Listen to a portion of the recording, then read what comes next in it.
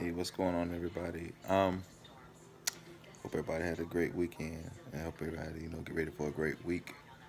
But I don't normally do personal videos, but I'm going to do something different, and I want to share it with you all. Because a friend of mine told me that sometimes you have to share your testimony because your testimony may help somebody get through what they're going through. And I'm gonna do just that. I'm blessed. I'm really blessed.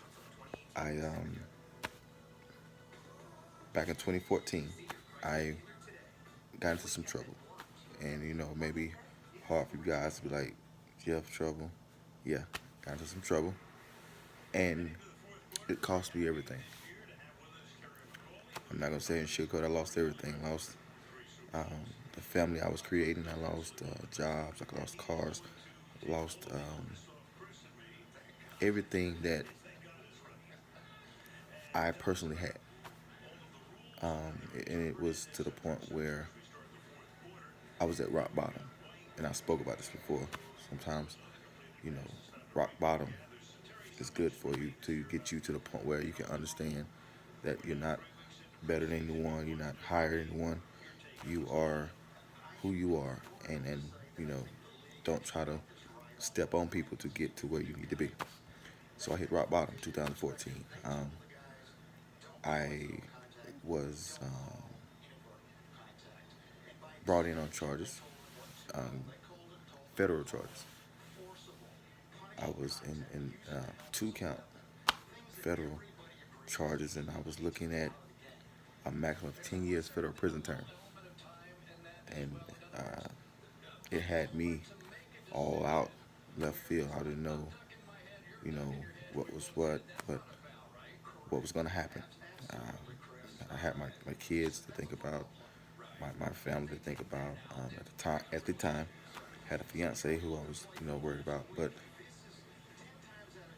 that was the start of my dark stages. Um, 14 was rough for me.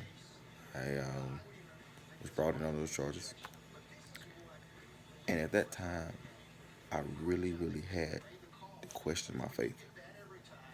And it's okay to say I messed up. I made mistakes. Am I thought I was this, but I'm really that. Sometimes we're good at wearing makeup to dress up who we really are. I've did it many times. Plenty of times you guys have seen me in suit, ties, whatever, but you didn't know the guy behind the suit and ties, the struggle of who he was dealing with, what he was dealing with. I was a mess. And at that time, when it happened, I had a choice to make. Do I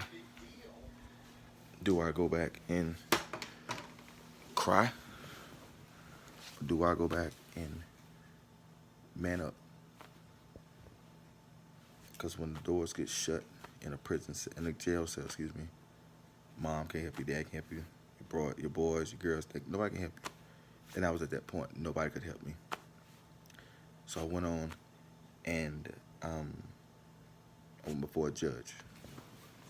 Did time, did some months in jail, did some time.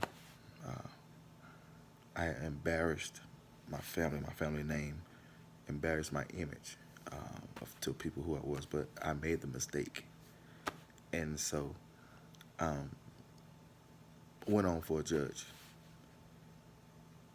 And as I stated before, I was looking at 10 years federal prison term. Would have to do probably 65, 70% of that prison term before I could ever be released. I had two daughters and a son. They would have been older. They would never know who daddy was. And I told myself, I had messed up. Sometimes you have that personal one-on-one conference call with yourself. Nobody needs to do it. Best correction is self-correction. Went before a judge, and he told me, he said, Mr. Garmer, you're facing 10 years federal prison term. It's like, wow. I didn't know what to do next. Looked at my lawyer. I told her, I said I can't do 10 years. I have kids. I have a family. I have a job to get back to. So went on and went through that process. And the judge himself, long story short, the judge himself marked a 10-year prison sentence down. Listen to me. 10 years federal prison term down to a 5-year prison term. Then he turned around and suspended it from a 5-year prison term to a 2-year probation. 10-5-2. I was relieved. I was going home. I was going to be a family man again. I was going to pick up where I left off. But sometimes God will put you in a season where you have to lose everything you have, but he just leave you with just enough to rebuild. And you may say, Jeff, why are you telling your testimony now? I'm telling my testimony now for the fact of the matter that sometimes we can lean on materialistic things so much to the point where they break, and you have to go back to the foundation that you was created, but you was brought up in. And when I say that, I was brought up in my faith in God, and my trusting in God. Hurt, like I said, hurt my family, embarrassed my family name, embarrassed myself, embarrassed the ones who associated with me. And it got to the point where I said to myself, if I get out of this mess, I have to be a better man for my kids, my family, and have to be an example of what not to do. And so went on down, and I was from 10-5-2. The 2 came in. I had from the 10 years to the 5 years to the 2 years probation. I lost my career.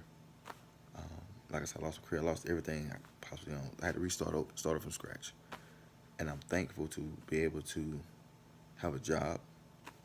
I'm able to provide for my kids, able to see my family still, able to be whatever help I could be to the community. But if I didn't have faith in God, I would have just gave in and did those 10 years with no problem. So what I'm getting at is we all have a testimony. We all have to go through something to have a testimony. I can't live off my mom and dad's testimony. I can't live off my brother and sister's testimony. I had to go through something to have my own testimony. I said it in a previous status. But you will be tested in life. Doesn't matter who you are. You will be tested in life. My advice to you is keep the faith and stand strong in the Word of God. Those 2 things carried me through this whole dark cloud of my life. And some may wonder, well, how did you survive? I survived off being off my roots into the churches, into the faith of God. I keep talking about faith. You know, sometimes you have to turn the page over. Other people will beat you up with your past, but it's up to you if you're gonna let your past define who you are. So that's where I'm at. This post, I mean, this video, it's going to probably to some shed the negative comment of, well, he's not who I thought he was. He has some kind of skeleton in his closet. And that's fine. That's good. That's fine. I have no problem with that. But I did this testimony video for my brothers and sisters who are locked up.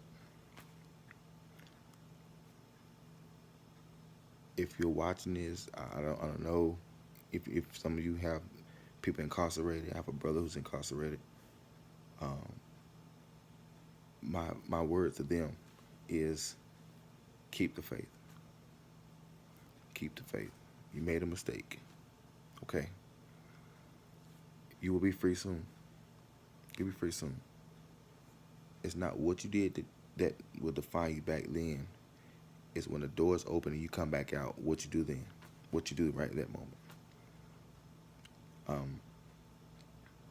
And I'm telling everybody who, if you're under the age of 25, I'm going to say 25 because I'm 31, so I'm saying that 25 age. I want you guys to listen up. If you're under the age of 25 and you can see this video, what I want you to understand is becoming a person in a system is not who you want to be. That's not what you want to do. If you have friends who you say you're down for, sometimes it's okay to say no. Nah, bro, I can't do it tonight. Nah, sis, I can't do it tonight. Because understand, behind every action is a consequence. Everything you do has a consequence. I just want this video to be an inspiration to someone else, someone who may be feeling down right now. I don't know. But my testimony is my testimony. I can't speak for nobody else. But I will say this. I will say that having faith in God and treating people right will get you a long way in life. And I have some people that have supported me. I can't name everybody because I'll miss someone, but to all my supporters, man, I really appreciate you and thank you guys for the encouraging words over the past 2 or 3 years, my journey. We're almost there. We're almost there. To the ones that really close to me, we're almost there. One more step and we'll be there.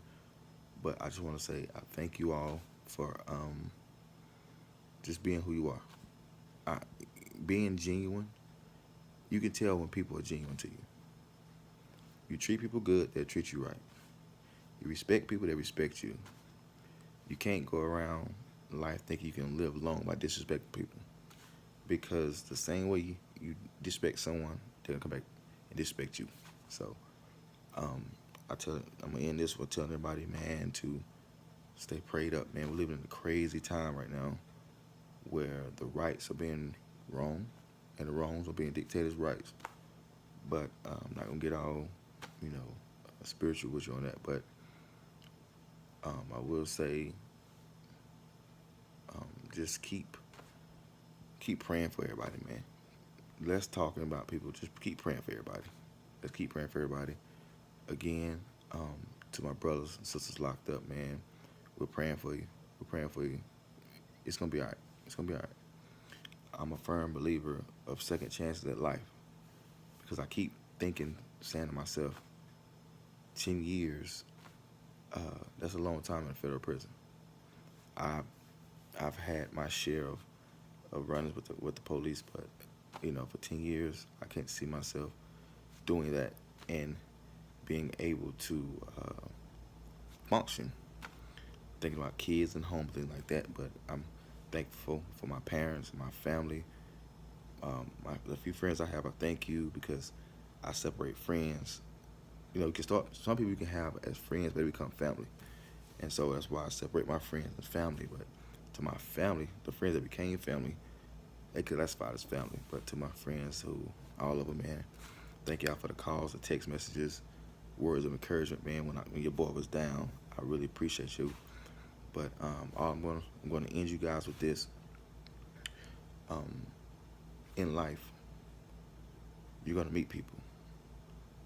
Treat them how you want to be treated. All right? Y'all have a good one.